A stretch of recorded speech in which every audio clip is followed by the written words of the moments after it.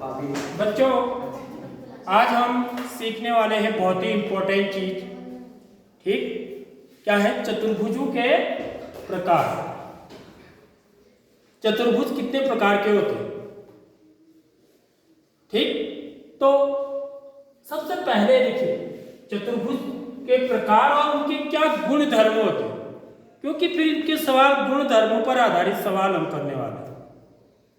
तो सबसे पहले इसमें क्या आता है? समांतर चतुर्भुज। देखिए समांतर चतुर्भुज हम किसको बोलते हैं? एक चतुर्भुज जिसमें सम्मुख भुजाओं का प्रत्येक युग्म समांतर होता है। तो कल मैंने आपको बताई दो टाइप की भुजाएं। एक को हम क्या बोलते हैं बच्चों? सम्मुख भुजा बोलते हैं। क्या बोलते हैं? सम्मुख भुजा। सम्मुख भुजा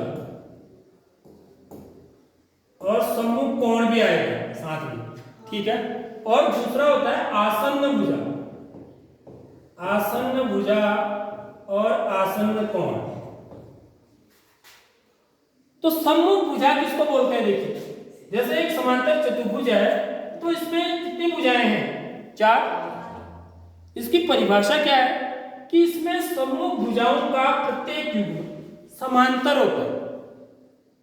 मतलब एक भुजा यदि मेरी AB है तो AB की जो सम्मुख भुजा होगी बच्चों वो क्या होगी? DC होगी। समझ में आ रही नहीं आ रही बात? जो इसके सामने वाले को सम्मुख भुजा बोलते हैं। यानी कि यह भुजाएं आपस में जुड़ी नहीं होंगी। देख लो, इसका इसके साथ कोई जुड़ाव है नहीं है। और ये भुजाएं कैसी हैं?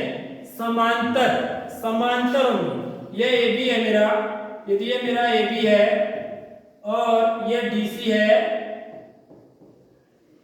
ठीक है, तो ये दोनों आपस में क्या होंगे? इनको बोलते हैं हम सम्मुख भुजा। ये कैसे होंगी? समांतर होंगी। समांतर होने का मतलब क्या है कि इनके बीच की दूरी हर बिंदु पर क्या होगी बच्चों? बराबर होगी। यदि ये 8 सेंटीमीटर है तो ये भी 8 सेंटीमीटर होगा, ये भी 8 सेंटीमीटर होगा। किसी भी बिंदु पर आप दूरी लोगे इन दोनों रेखाओं के बीच की, या इन दोनों रेखाखंड है ना, इन दोनों रेखाखंडों के बीच की, तो ये बराबर होगी। ये समांतर होने की क्या है? शर्त होती है।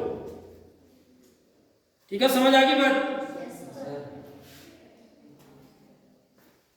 या हम समांतर किसको बोलते हैं? वे दो रेखाएं उनको हम समांतर बोलते हैं जिनको आगे या पीछे बढ़ाने पर कहीं पर भी आपस में मिलती ना। ठीक है, दो टाइप से हम परिभाषा कर सकते हैं इसकी समांतर की।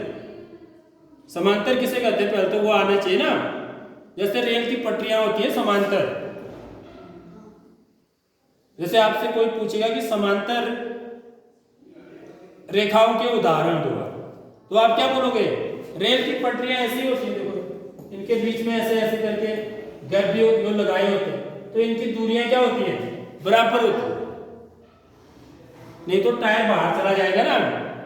अगर एक चौड़ा हो जाएगा, ऐसा हो जाएगा, रेल की पटरी माना आप ऐसे हो जाएगी, तो यहाँ ऐसे है, यहाँ फैल जाएगा, तो टायर थोड़ी फैलेंगे क्या होगा?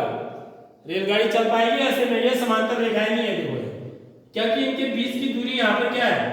कम है, और यहाँ क्या है? ज्यादा है। देख लो, ये कम दूरी है, ज्यादा दूरी। तो समांतर रेखाएं उनको बोलते हैं जिनकी बीच की दूरियां क्या हो? हर बिंदु पर बराबर हो। ठीक, तो जो समांतर चतुर्भुज होता है उसकी परिभाषा क्या है कि एक चतुर्भुज जिसमें सम्मुख भुजाओं का, सम्मुख माने आमने सामने की भुजाओं का प्रत्येक युग्म कैसा होता है? समांतर होता है। और समांतर के लिए गणित में जो प्रतीक दिया है वो ऐसे दिखाते हैं बच्चों। समांतर के लिए जो प्रतीक होता है वो कैसा होता है? समांतर के लिए जो हम प्रतीक यूज करते हैं ये, इसको समांतर बोलते हैं। समझ में आ रही नहीं आ रही बात? देखो समांतर रेखाएं खींची ना मैंने, खड़ी खींचनी है ऐसे, तो हम क्या बोलेंगे? AB किसके समांतर है? DC भी। AB और DC समांतर है, इन्हीं को सम्मुख भुजाएं बोलते हैं। ठीक है, और दूसरा कौन किसके समांतर होगा? AD। देखो एडी किसके समांतर होगी बच्चों? बीसी के। समझ में आ रही बात? एडी और बीसी भी क्या होंगे? समांतर होंगे, क्योंकि प्रत्येक युग्म बोल रहा है, क्योंकि दो जोड़े हैं यहाँ पे। जोड़े, प्रत्येक युग्म माने क्या होता है? जोड़ा। एक जोड़ा किसका है? एडी और डीसी का। समझ रहे हो बात? दूसरा जोड़ा किसका है? एडी और बीसी का। तो हम लिखेंगे एडी समांतर है बीसी। समझ में आ गई नहीं आई बात? तो ये समांतर चतुर्भुज की परिभाषा है कि एक ऐसा चतुर्भुज जिसके सम्मुख भुजाओं के युग्म, प्रत्येक युग्म समांतर होते हैं। सम्मुख भुजाएं माने आमने सामने की भुजाएं। ठीक। अब इसके गुण धर्म क्या है?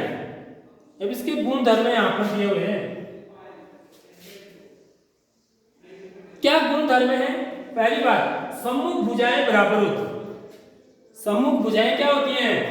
बराबर होती है। क्या मतलब हुआ इसका? ये समझा रहा हूं मैं आपको। ठीक है, सम्मुख भुजाएं बराबर होती है का मतलब, पहली बात तो ये समांतर चतुर्भुज की परिभाषा है। समांतर चतुर्भुज, चतुर्भुज,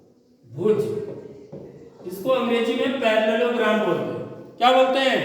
पैरेललोग्राम। तो पैरेललोग्राम की क्या परिभाषा होती है कि सम्मुख भुजाओं के युग्म क्या होते हैं? समांतर होते हैं। एक ए बी समांतर होगा डीसी के, ए डी समांतर होगा बीसी। अब इसके गुण क्या है? गुण धर्म बोल रहा है, पहला गुण धर्म क्या बोल रहा है? सम्मुख भुजाएं बराबर होती है। यानी कि सम्मुख भुजाओं का मतलब ए बी किसके बराबर होगा बच्चों? ए बी किसके बराबर होगा? डीसी के। समझ में आ रही नहीं आ रही बात? सम्मुख भुजाएं बराबर भी होती हैं, समांतर तो होती हैं, साथ ही साथ कैसी होती हैं? बराबर भी होती हैं। ठीक है, समझ में आ गई बात? बराबर का मतलब ये वाली भुजा और ये वाली भुजा आपस में बराबर होंगे, समांतर भी होंगे। ठीक है, तो एक तो एबी डीसी के बराबर होगा, दूसरा एडी किसके बराबर होगा बच्चों? एडी किसके बराबर होगा? एडी किसके बराबर होगा? बीसी के। ठीक है, तो सम्मुख भुजाएं एक तो समांतर होंगी, दूसरी कैसी होंगी? बराबर भी होंगी। ठीक, आ गया पहला गुण धर्म समझ में। दूसरी बात, सम्मुख कोण। सम्मुख कोण क्या होता है? देखिए, सम्मुख कोण किसको बोलेंगे? सम्मुख कोण का मतलब हुआ ये वाला कोण। ठीक है, इस वाले कोण को छोड़ दो या इस वाले, एक कोण छोड़ के, एक कोण छोड़ के कौन सा कोण आएगा? ये वाला। समझ में नहीं आ रही बात? तो दूसरा जो गुण धर्म है, सम्मुख कोण बराबर होते हैं। तो दूसरा जो गुण धर्म है बच्चों, वो क्या बता रहा है हमको? ये कोण इसके बराबर होगा, कोण ए कोण सी के बराबर होगा, और कोण बी कौन सा है? ये वाला कोण। ये वाला कोण किसके बराबर होगा? कोण डी। समझ में नहीं आ रही बात? ये कोण इसके बराबर होगा और ये वाला कोण इस कोण के बराबर होगा। इनको बोलेंगे सम्मुख कोण, आमने सामने के कोण। तो ये भी समांतर चतुर्भुज के गुण धर्म होंगे।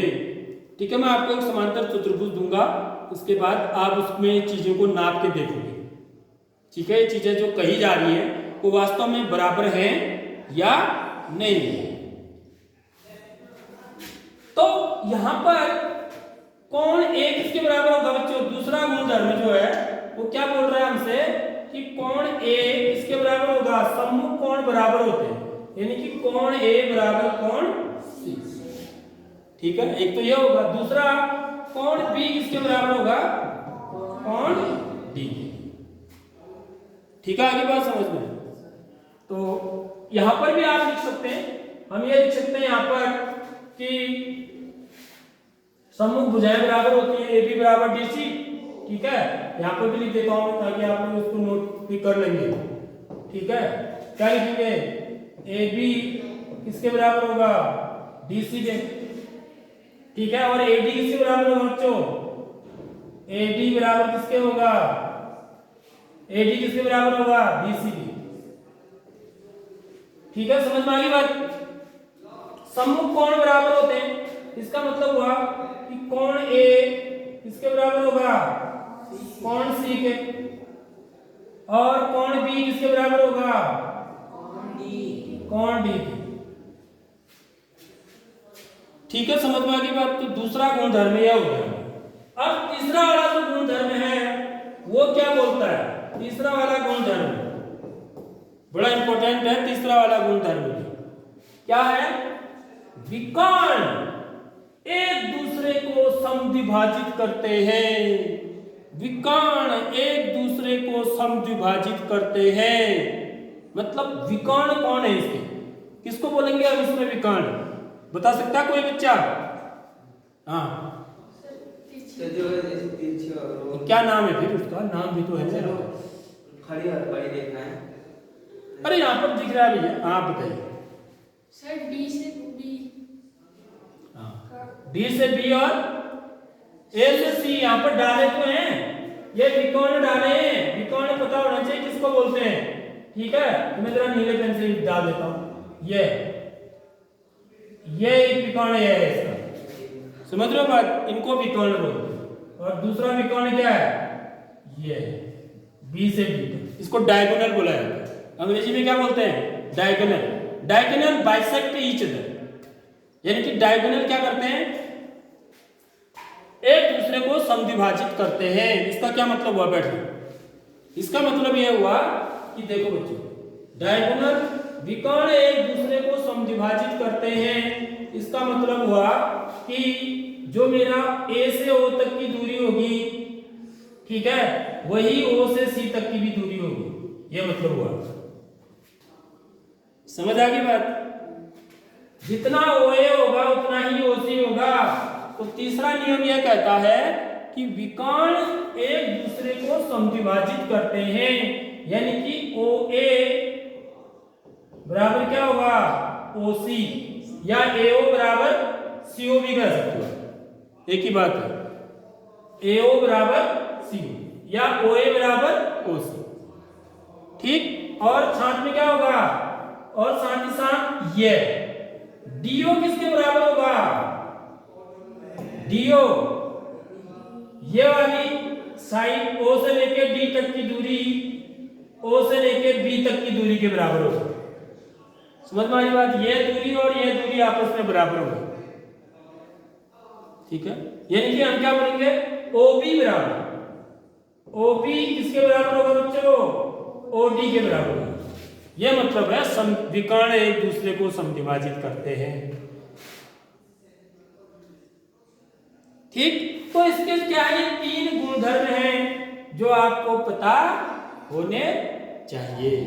एक गुणधर्म और भी है, चौथा, जो यहां पर नहीं लिखा हुआ है, वो भी मैं आपको बता देता हूं। ठीक है, तो तीसरा गुणधर्म क्या है बच्चों? विकर्ण एक दूसरे को समद्विभाजित करते हैं, यानी कि मेरा जो OA होगा, OA बराबर OC और OB बराबर OB किसके बराबर होगा? OD के बराबर। एक चौथा गुणधर्म और लिखेंगे,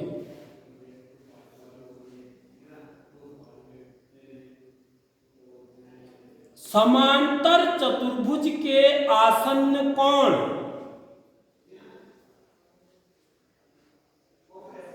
संपूरक होते हैं।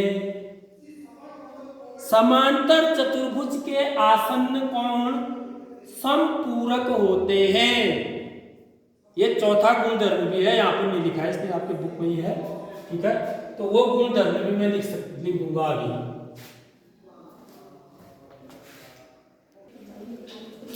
तो यहां पर चौथा गुणधर्म नहीं दिया हुआ है, तो चौथा गुणधर्म मैंने लिख दिया है, लेकिन आपकी किताब में है, अगर आप देखेंगे ना, तो समांतर चतुर्भुज के आसन्न कोण संपूरक होते हैं, और इस पर आधारित प्रश्न भी है। तो अभी मैंने क्या बोला? एक सम्मुख बोला, सम्मुख शब्द बोला। ठीक है, और ये क्या है? आसन्न है, आसन्न। ये ठीक है, सम्मुख और आसन्न में क्या अंतर होता है?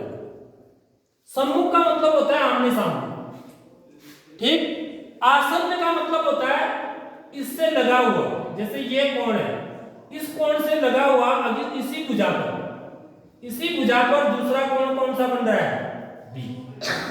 समझ में आ रही बात? वही एक ही भुजा पर बनने वाले कोण को आसन्न कोण बोलेंगे।